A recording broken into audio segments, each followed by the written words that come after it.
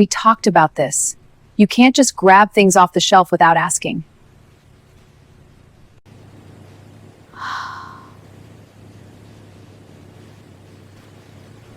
A white woman accuses a young black boy of stealing inside a crowded store, sparking chaos that no one expected. But what she didn't know was who he truly wasn't, who his father would turn out to be. Before we begin, tell us where you're watching from in the comments below. This story might change the way you see moments like this forever. Stay with me until the end, because the truth behind this accusation will shock everyone involved.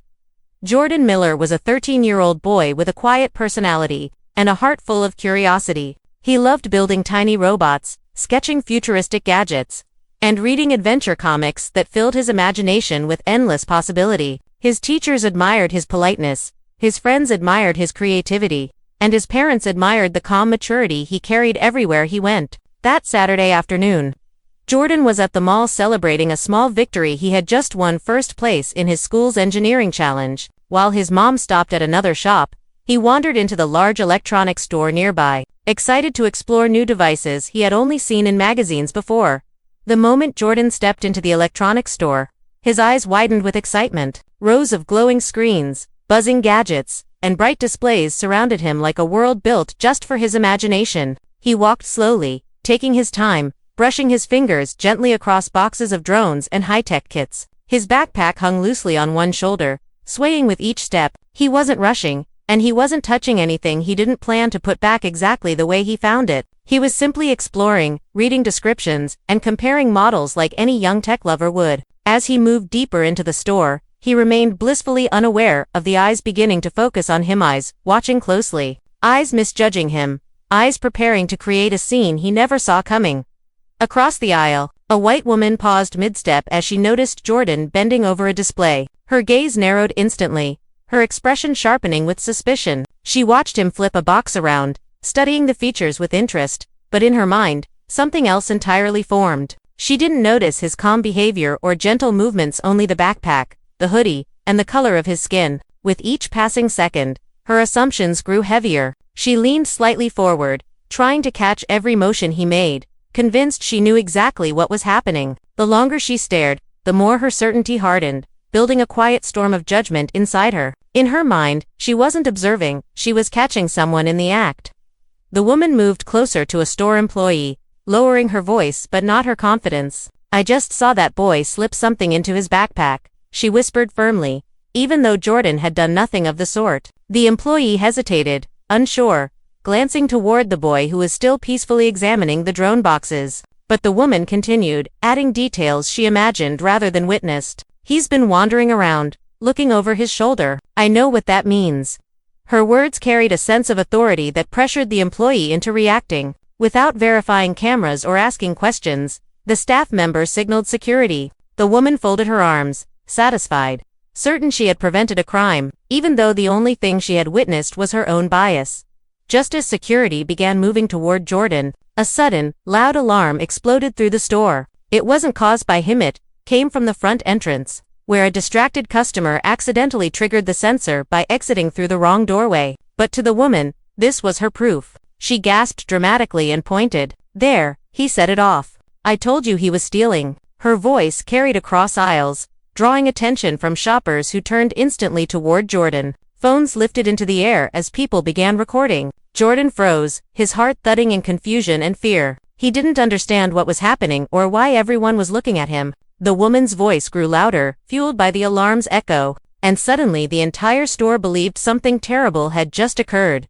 Two security guards approached Jordan quickly, their expressions stern and unquestioning. "Son, we need to check your bag," one of them said, reaching toward him. Jordan stepped back, frightened but trying to stay respectful. "I didn't take anything," he said softly. "I was just looking." His words trembled as the crowd's eyes burned into him. The woman marched closer, pointing with confidence. "He's lying. I watched him steal. Open the bag, you'll see."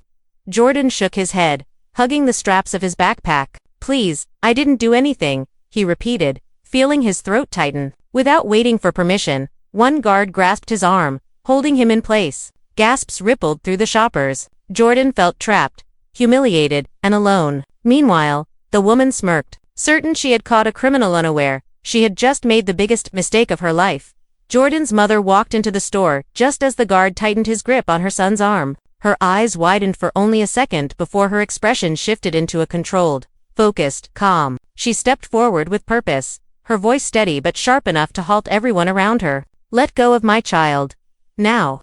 The guard hesitated, confused by her authority, but he didn't release his hold. Jordan's mother moved closer, planting herself between her son and the growing crowd. "Explain to me why my son is being grabbed in public," she demanded. The woman spoke up immediately, pointing once again. "He was stealing. I saw him." Jordan's mother didn't raise her voice, but her anger simmered beneath every word. "You accused the wrong child," she said quietly, and the tension in the store thickened.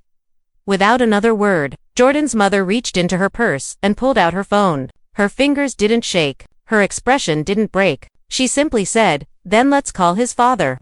The woman scoffed, rolling her eyes until Jordan's mother pressed the speaker button. A deep, calm voice answered almost immediately. "This is Attorney Daniel Miller. What's happening?" His voice cut through the entire store like a blade. Conversations stopped. Even security stiffened. Jordan's mother spoke clearly. "Your son is being accused of theft and physically restrained for something he did not do." A heavy silence followed. The woman's confidence faltered, replaced by a flicker of fear. Everyone in the store could sense that this was no ordinary parent. The security guards exchanged uneasy glances as Daniel Miller continued speaking through the phone. "Put the manager on." Immediately, his tone carried authority, the kind that came from years inside courtrooms and headlines. The manager rushed over, sweating as he introduced himself. When he heard the name again, Attorney Miller, his face went pale. Customers murmured, some already recording every moment. The woman who started the accusation stepped back, her confidence evaporating as realization struck. This wasn't a powerless family she could push around. This was one of the most respected civil rights attorneys in the state, and she had just falsely accused his son in front of dozens of witnesses. Under Daniel Miller's direction, the manager quickly ordered security to pull up the camera footage. Everyone gathered near the monitors, tension thick in the air. Within seconds, the truth appeared clearly on screen.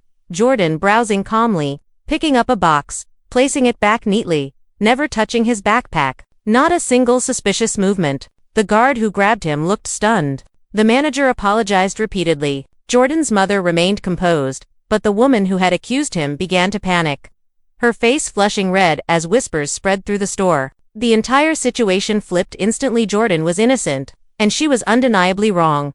The store manager issued a formal apology on the spot and promised a full internal report, but the damage was already spreading. Several customers had recorded the entire confrontation, including the woman's repeated accusations and the moment the truth was revealed. Within hours, the clips hit social media. Outrage erupted. Comments poured in, demanding accountability. The woman's name and workplace were identified, and her employer faced pressure to respond. By the end of the day, she was placed on leave pending investigation, her reputation collapsing under the weight of her actions. The following week, Jordan's family filed a civil suit not for money, but for policy reform. Attorney Miller demanded mandatory bias training for staff, improved security procedures, and a public commitment to fair treatment for all customers. National news outlets covered the story, sparking widespread conversations about racial profiling and the dangers of snap judgments. Activists, educators, and community leaders used Jordan's experience as a powerful example of how quickly bias can turn harmful.